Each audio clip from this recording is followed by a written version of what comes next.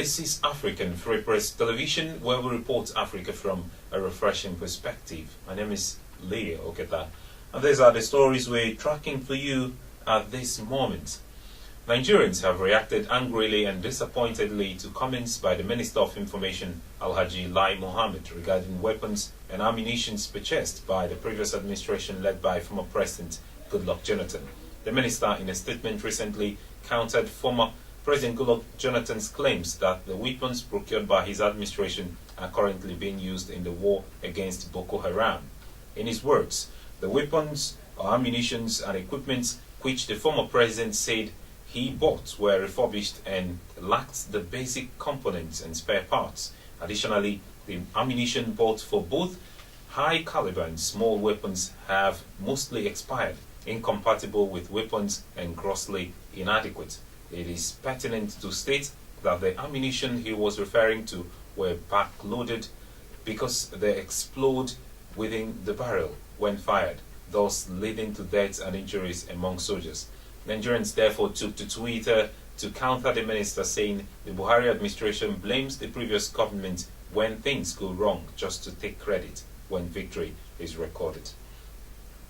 The Ekiti State Governor Ayodele Fayose has berated President Muhammadu Buhari for his criticisms of the country's judiciary, saying the president should respect the principles of separation of powers. In a statement by his special assistant on public communications and new media, Lere Olayinka, on Monday, Mr. Fayose advised President Buhari to allow the judiciary to do its job.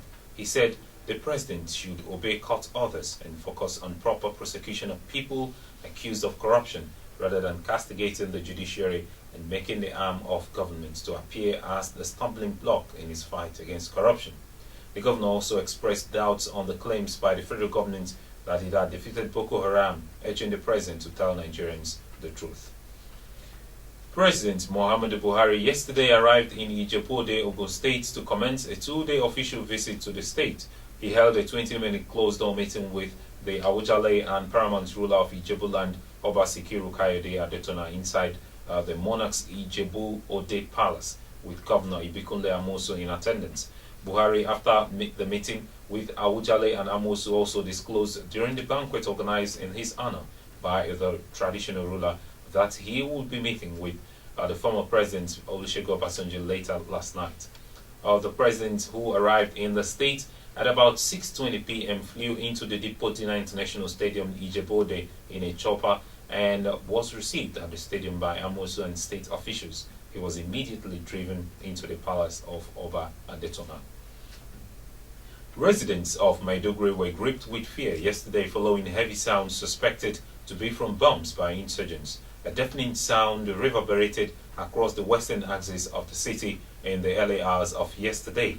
Residents said the first, which sounded like a bomb blast, came at about 9:43 a.m., while the second was heard a minute later, causing anxiety amongst the people.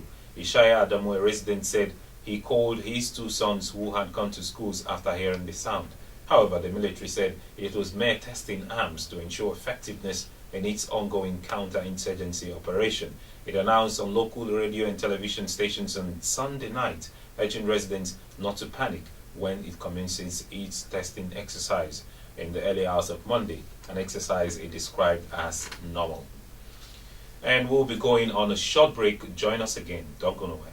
Nigeria, a people blessed with enormous talents and natural wealth, teaming up with the rest of Africa to change the face of the world. Every day, her people crave to join their voices in developing their beloved fatherland. But can the people's voice be heard? Discuss Nigeria with Leo answers yes. In other words, do you have suggestions to make on national policies and various sectors towards national development?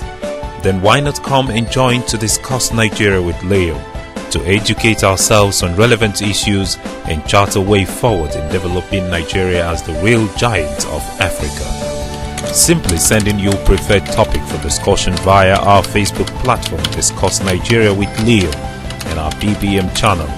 Let us know as well if you'd like to be our guest on the radio and television platforms of the program. It is time to make your opinion loud and clear. Nigeria yearns for your voice.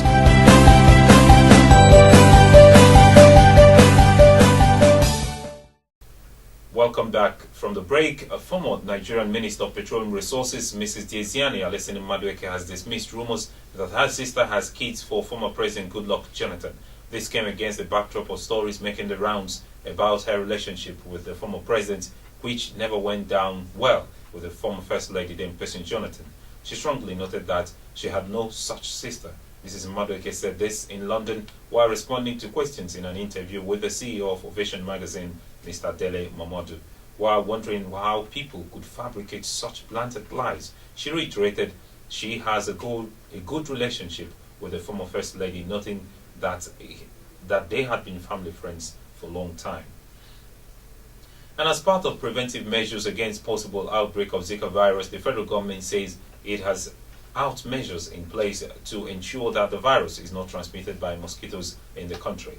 This is coming as the Director General of the World Health Organization, Dr. Margaret Chan, is convening an International Health Regulations Emergency Committee on Zika virus in Geneva, Switzerland, to ascertain whether the Zika virus outbreak constitutes a public health emergency of international concern. And meanwhile, German researchers say they have developed a diagnostic test that can accurately detect the Zika virus in humans.